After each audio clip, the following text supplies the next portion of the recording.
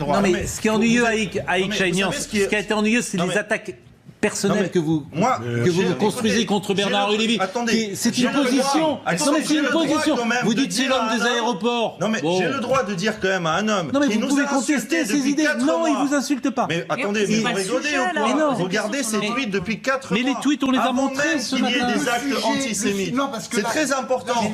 Pourquoi Bernard-Henri Lévy? Bernard-Henri Lévy part en tournée pour défendre une certaine idée de l'Europe. Sa pièce Looking for Europe, hier soir il était à Milan pour dénoncer la montée des populismes. Hélène Bonnet. Il a choisi la scène de Milan pour livrer sa première bataille. Amici de Milano. Dans un monologue d'1h30, Bernard-Henri Lévy dénonce l'expression de la haine. De gilets jaunes qui, à Paris, ne pensent qu'à casser du flic, du juif et du PD. Pourquoi Bernard-Henri Lévy a le droit de traiter et insulter les gens qui sont dans la rue et qu'on n'a pas le droit à un moment donné? Mais vous pouvez lui répondre, mais répondez sur les idées. Vous avez le droit de contester. Il ne répond pas sur les idées. Il nous a traités de fascistes, de factieux, de tout ce qu'il a traité. Mais allez dans la rue, allez avec eux. Mais j'y suis avec eux. Mais radicalisez-vous. J'y suis avec eux, ce ne sont pas des radicaux, c'est vous qui vous radicalisez. Avec Chaignan, je vais vous dire ce qui moi m'a choqué pour le coup. C'est pas que vous soyez extrême droite ou pas, c'est que. Non, mais je suis pas d'extrême droite. Non, parce que vous. Moi, non, mais vous avez raison, parce que moi, je vous fais pas ça. Je vous fais pas du tout ça. Mais, en revanche, il y a une petite musique anti-élite qui est dangereuse. C'est pas anti-élite.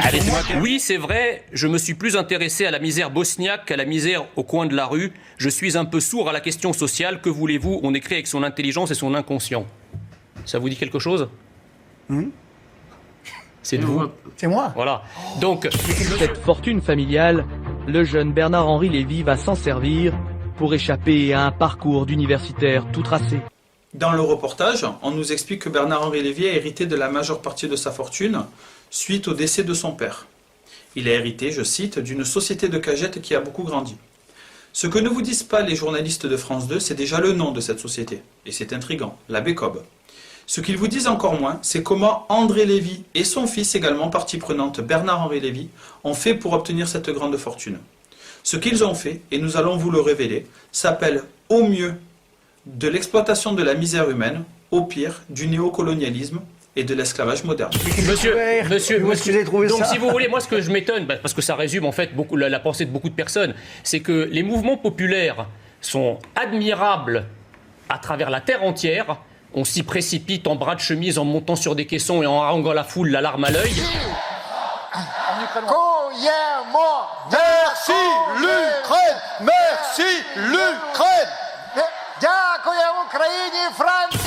Mais quand il s'agit d'une colère populaire qui est française, là ça devient fasciste, nazi et antisémite. C'est ça que j'appelle moi la haine de soi. Qu'est-ce que vous voulez répondre? Qu'est-ce que vous voulez répondre à ça? Créée en 1956 par André Lévy, la Bécob est une société spécialisée dans le commerce du bois. Une société qui réalise une grande partie de son chiffre d'affaires en Afrique grâce au commerce de bois précieux. Dès le début des années 80, BHL est très impliqué dans la société. Il sera chargé entre autres de la communication. Il en sera même le président aux côtés de sa mère après la mort de son père au milieu des années 90. Il est donc décidé d'envoyer une équipe de reporters en Côte d'Ivoire enquêter sur Sivaubois, une filiale locale des Lévy. Aziz Zemouri et Philippe Loparelli, les journalistes d'entrevue, ne vont pas être déçus. D'Abidjan, ils prennent un chemin de brousse qui les mène sur les lieux de l'exploitation et arrivent en plein conflit social. À Sivaubois, les travailleurs se plaignent des retards de salaire et leur banderole dénonce des conditions de travail esclavagistes. Le photographe prend des clichés, Entrevue tient son sujet. L'article d'Entrevue dont je viens de vous parler ne verra jamais le jour, malheureusement. En effet, la direction d'Entrevue préférera le censurer. BHL sera totalement partie prenante dans cette censure tant il aura mis son poids pour éviter cette publication. Et il met en garde contre la montée des populismes en Europe. Il y a, en effet, un vent d'illibéralisme, un vent de haine des valeurs démocratiques et des valeurs libérales qui souffle sur toute l'Europe. Alors pour la défendre, le philosophe n'hésite pas à porter des coups, notamment contre la France insoumise de Jean-Luc Mélenchon. Ce qui me frappe chez ces gens, c'est d'abord les passerelles qu'ils créent avec l'extrême droite. C'est ce député, Monsieur Ruffin, qui assume sa proximité avec l'antisémite Étienne Chouard. Et à mon avis, il cherche à ne pas traiter le fond. Je pense que le fond du message que je défends est très dur à défendre, très dur à critiquer de la part des voleurs de pouvoir, de ceux qui sont aux manettes aujourd'hui dans le système de domination parlementaire. Alors justement, donc, on va en parler. Beaucoup de mal sur le fond. Et comme ils ont du mal avec le message, ils s'en prennent aux messagers. Mais bon, vous regardez les commentaires de leurs éditoriaux, tout le monde le voit quand même. Il y a pas grand monde qui adhère à leur calomnie. Question Bernard-Henri Lévy. Vous avez bien conscience qu'avec ce coup de colère, vous imaginez ce qu'on va dire. Ah, Bernard-Henri Lévy, qui incarne cette élite, au bon sens du terme, peut-être culturelle, intellectuelle de ce pays, du haut de son savoir, eh bien, c'est très facile pour lui de critiquer ceux qui sont en bas, ceux qui essayent de se faire entendre. Attendez, oui, ben, dans un peuple, il y a aussi des intellectuels, pardonnez-moi. Et en effet, c'est pas du haut de mon savoir. Moi, je sais, par exemple, parce que je connais l'histoire de France, je sais que l'idée qu'on entend aujourd'hui, que la démocratie, c'est le peuple souverain, c'est pas ça, c'est pas vrai. C'est pas ça. Non. Et le référendum d'initiative citoyenne ? Je suis absolument contre. Il est important que les gens sachent que Finkielkraut n'est pas un philosophe. Parce que je pense que quand il apparaît dans les médias, il a toujours l'estampille philosophique. Ouais. Il faut savoir que les philosophes dignes de ce nom, ceux qui vraiment pratiquent la philosophie, c'est-à-dire élaborent des concepts, ne pensent pas du tout que Finkielkraut soit un philosophe. C'est un essayiste. On pourrait dire la même chose pour Michel Onfray alors, non ? Oui, alors mon frère, je dirais que c'est un historien de la philo, mais au moins lui fait un peu de boulot. Je crois qu'il est important pour les gens de savoir que la philosophie est un domaine précis, je veux dire qu'il demande énormément de travail et de rigueur théorique. Bon, je vous demande même pas votre avis sur Bernard-Henri Lévy, c'est pas la peine. J'aime bien ses chemises.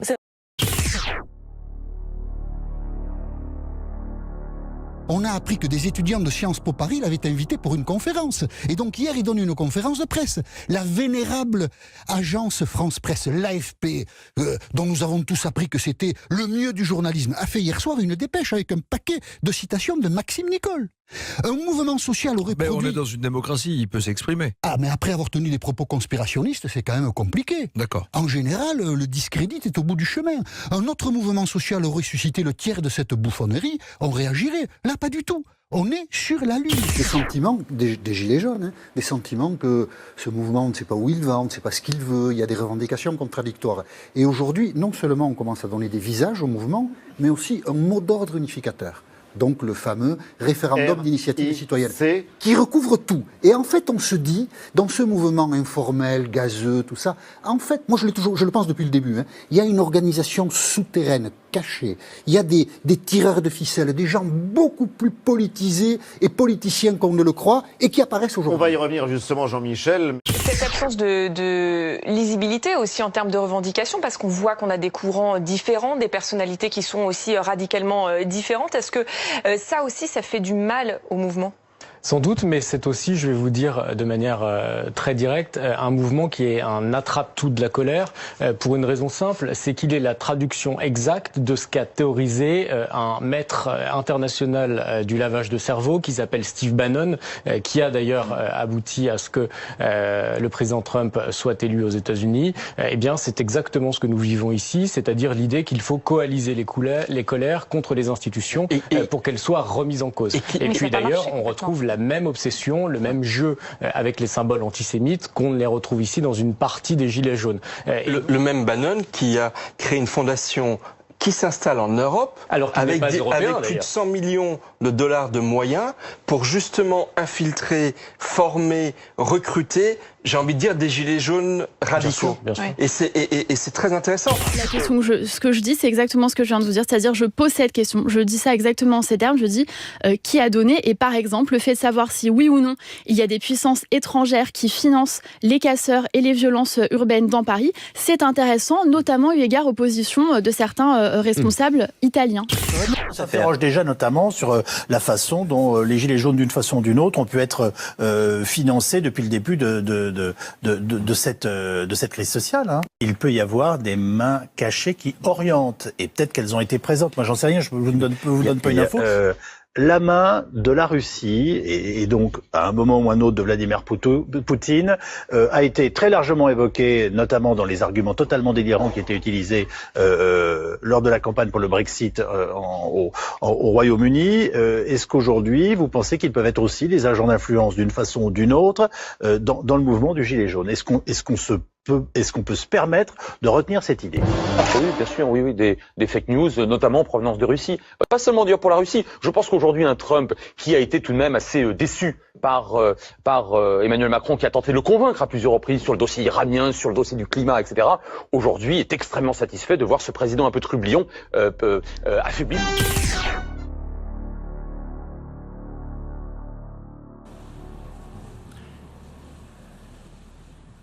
Monsieur le secrétaire général des Nations Unies, Mesdames et Messieurs les chefs d'État et de gouvernement, si j'ai aujourd'hui le privilège de m'exprimer devant vous, je sais à qui je le dois.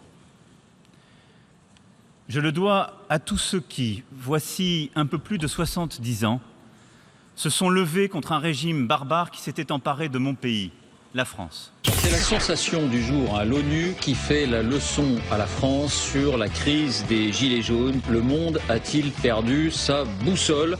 La France sermonnée, admonestée par l'ONU, c'est dans l'ordre des choses, c'est le rôle de l'ONU ou c'est irréel? Donc la grande question, c'est qu'est-ce qui se cache derrière cette opération onusienne? Qui essaye d'essayer de salir un peu plus le gouvernement français? Là encore, il y a des jeux d'influence qui se font au niveau international. Moi, je pense qu'on marche sur la tête avec un truc aussi fou. Cette commission était déjà intervenue il y a quelques semaines, il y a quelques mois même, pour attaquer la France dès le début. Je voulais vous dire que les voix oubliées que j'ai voulu porter ce jour ne peuvent résonner que dans une enceinte comme celle-ci. Une enceinte où chacun a sa place, où chacun peut se faire entendre de ceux qui ne veulent pas écouter. Et à ceux-ci, je dirais, ne pas écouter la voix des opprimés et des victimes, c'est laisser leur malheur grandir, prospérer, jusqu'au jour où il nous frappera tous.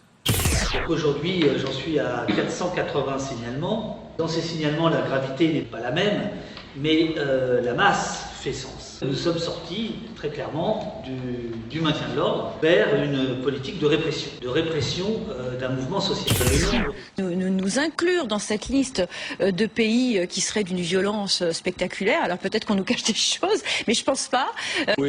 C'est extrêmement grave. Donc je pense, oui, effectivement, qu'il y a une instrumentalisation de l'ONU, et pour l'instant, comme Serge, j'ai vraiment le sentiment qu'il s'agit d'une manipulation politique. Et d'ailleurs, on ne sait pas qui a saisi l'ONU sur ces questions-là. Et ça serait intéressant de savoir qui a susurré à l'oreille de cette commission le fait que la France puisse être un pays qui ne respecte pas les droits de l'homme.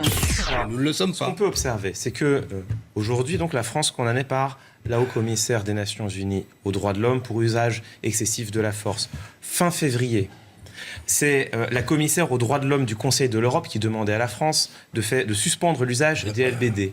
Mi-décembre dernier, c'est Amnesty International qui a attiré l'attention sur le fait qu'il y avait de très nombreux blessés. Défenseur des droits. Jacques Toubon, défenseur des droits. Qui souhaite le retrait du LBD. Qui dit exactement la même chose à un moment donné. Pendant combien de temps encore va-t-on laisser la France se couvrir de ridicule et être condamnée par de plus en plus d'instances internationales et de plus en plus d'autorités indépendantes? Il y a un vrai problème, il est temps de le régler. Et il y a dans cette concordance de langage et d'expression entre la Commission des droits de l'homme de l'ONU d'un côté et un parti, disons, non gouvernemental comme la France Insoumise, quelque chose qui est un peu choquant de mon point de vue. Peut-être qu'il politiquement s'explique aussi par la proximité de Mme Bachelet à une époque avec les gouvernements chavistes. Au Venezuela, connaissant les rapports de la France insoumise avec le Venezuela, il y a une espèce d'axe, si je puis dire, qui est quand même assez troublant. Et pour poursuivre sur les Gilets jaunes, je le disais en titre, nous recevons Florent Marcy, grand reporter, réalisateur de documentaires. Merci d'être avec nous. Vous êtes souvent en zone de guerre. Un merci particulier puisque vous avez refusé des interviews. C'est une interview exclusive donc. Vous rentrez de Raqqa, en Syrie. Syrie, vous avez été souvent en Libye, en Tchétchénie, au Soudan, en Afghanistan pour des documentaires. Or, vous n'avez jamais été blessé lors de ces autres documentaires. Et là, pour la première fois, vous l'avez été et c'était en plein Paris, dans le 7e arrondissement. Qu'est-ce qui s'est passé au juste? Racontez-nous. En fait, je filmais ce mouvement depuis quelques semaines déjà. Des gilets jaunes. Des gilets jaunes, bien sûr, oui. Donc, le nombre de blessés, le nombre de tirs, puisqu'on a appris hier le nombre de tirs de LBD depuis 3 mois, il est de 12 000 balles. 12 000. C'est-à-dire qu'il dépasse toute l'utilisation depuis toutes les années en France du LBD en 30 ans. La scène sur laquelle je me trouvais n'était pas une scène d'insurrection en tant que telle, c'était plutôt un reflux de gilets jaunes parce qu'il y avait des gaz qui avaient été envoyés. Et donc je filmais, il y avait un petit groupe qui était devant moi. Je m'aperçois qu'il y a des CRS qui arrivent des quais en contrebas et qui remontent comme ça sur la chaussée. Et puis là, je vois une personne qui s'est pris visiblement un tir dans la jambe, enfin qui boitait en revenant. Et devant moi, il y avait un petit groupe et je vois un homme qui tombe par terre, un peu entre les jambes. J'avais du mal à voir, il n'était pas immédiatement devant moi, à quelques mètres. Donc je m'approche en filmant. Et puis à ce moment-là, je prends un tir en pleine figure. Donc un tir de flashball, ce qu'on appelle maintenant le LBD 40, donc les lanceurs de balles de défense que vous avez reçus, donc juste en dessous de l'œil. De ces matériels qui a été coordonné par le ministre, avec une doctrine claire qui a été établie, et aussi des caméras qui ont été mises en place pour s'assurer de bonne utilisation du suivi, comme d'ailleurs un suivi qui est assuré par les corps d'inspection nécessaires lorsque des abus sont dénoncés. Je pense qu'à ce titre, la meilleure manière d'éviter ces utilisations et ces cas, c'est d'éviter d'avoir des gens qui considèrent que le samedi après-midi est fait pour casser les vitrines, casser les institutions ou s'attaquer aux forces de l'ordre. Parce que j'étais parti avec une démarche pacifiste. Commençais à ressentir un profond dégoût en fait. Ça montait vraiment dans la violence quoi en fait. Je vois des gendarmes alignés en face de moi avec des flashballs dans les mains.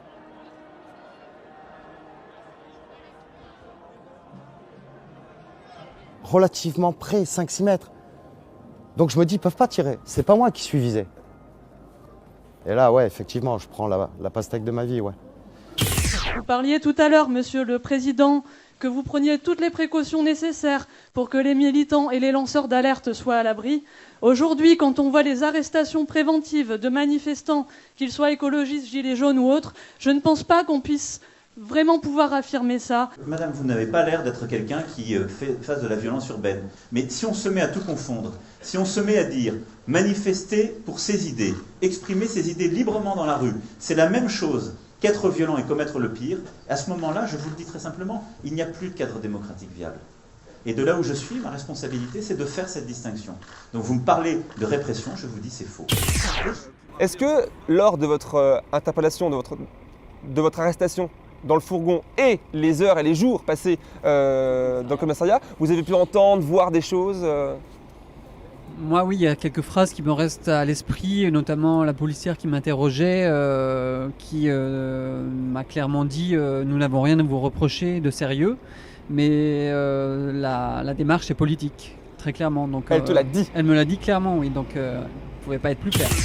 Notre sécurité, c'est leur sécurité. 12 000 tirs de LBD, alors que le LBD, son nom, c'est le port-salut, c'est écrit dessus, c'est une balle de défense, hein, pas une balle d'attaque.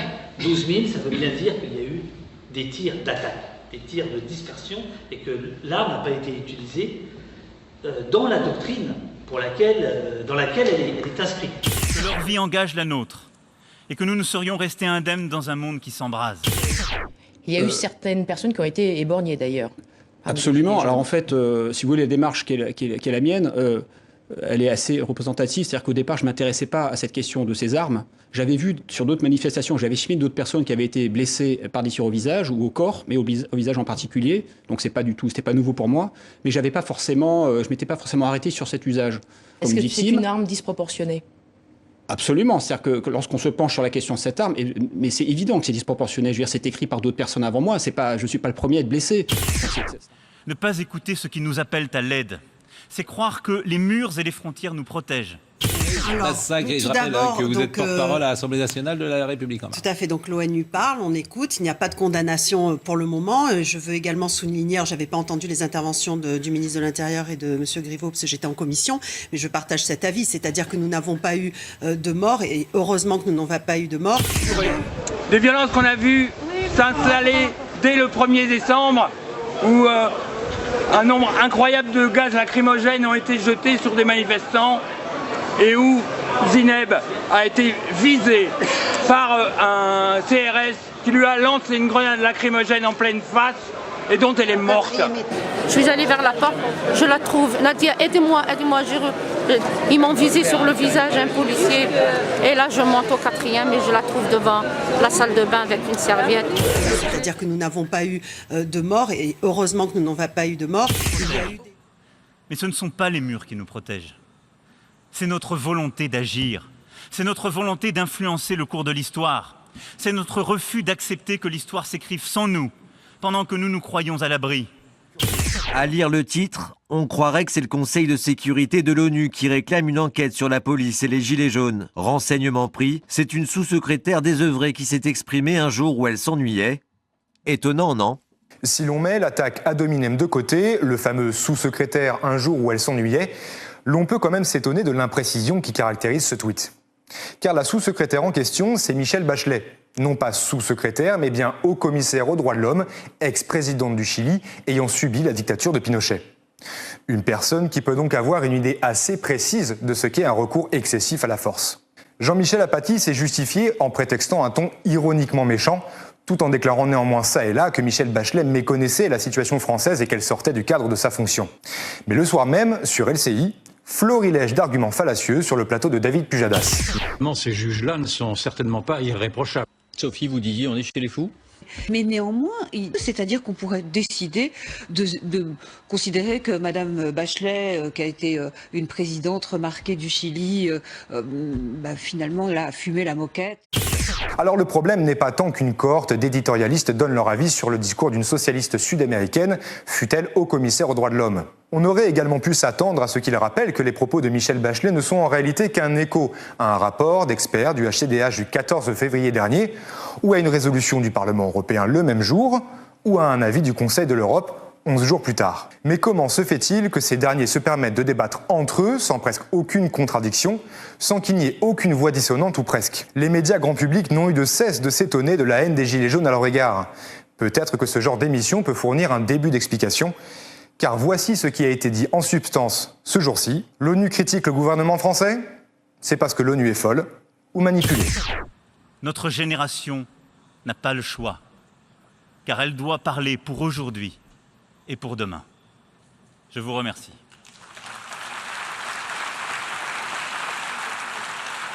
Merci beaucoup. Sophie, vous disiez, on est chez les fous ? Mais néanmoins, c'est-à-dire qu'on pourrait décider de considérer que Madame Bachelet, qui a été une présidente remarquée du Chili, finalement, elle a fumé la moquette. Réglons les crises. Œuvrons ensemble à lutter contre toutes ces inégalités.